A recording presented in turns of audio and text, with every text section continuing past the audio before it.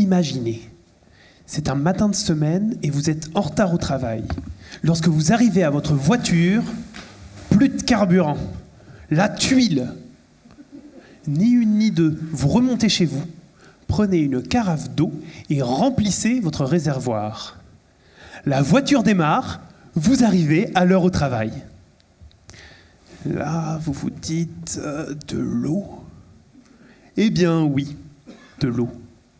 L'eau est une source d'énergie insoupçonnée.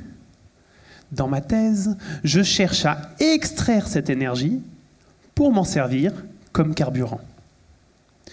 La molécule d'eau, H2O, est constituée H d'hydrogène et O d'oxygène. Pris séparément, l'oxygène est un gaz inoffensif que nous respirons tous les jours.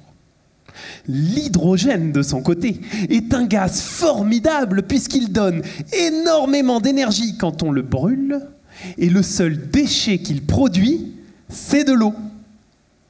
Bon, les voitures à hydrogène, ça existe déjà. Mais elles n'utilisent pas de l'hydrogène qui provient de l'eau, mais de l'hydrogène qui provient du pétrole. Un hydrogène donc pas tout à fait écologique. Dans mon laboratoire, nous cherchons à extraire l'hydrogène directement de la molécule d'eau en la brisant en deux. En chimie, on dit qu'on fait la lyse de l'eau. Pour faire la lyse de l'eau, il vous faut déjà une source d'énergie extérieure. Nous avons choisi l'énergie solaire. Mais attention, il ne suffit pas de prendre un verre d'eau et de le poser dehors un jour de beau temps. Jamais vous ne fabriquerez d'hydrogène.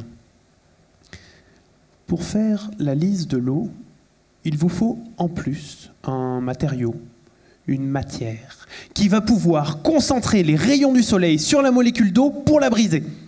Un peu à la manière d'une loupe.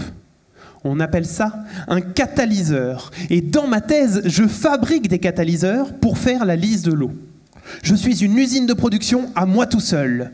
J'invente, je fabrique les catalyseurs, je les analyse pour comprendre comment ils marchent, puis je les teste au laboratoire pour voir s'ils brisent bien la molécule d'eau en mesurant la quantité d'hydrogène qu'ils produisent. Si je ne suis pas satisfait, je recommence au début du processus, fort de toutes les connaissances que j'ai acquises tout au long du trajet. Peut-être que dans 20 ans, 30 ans, ce seront mes matériaux qui feront avancer vos voitures. Et j'espère qu'alors vous penserez à moi quand vous remplirez vos réservoirs avec de l'eau.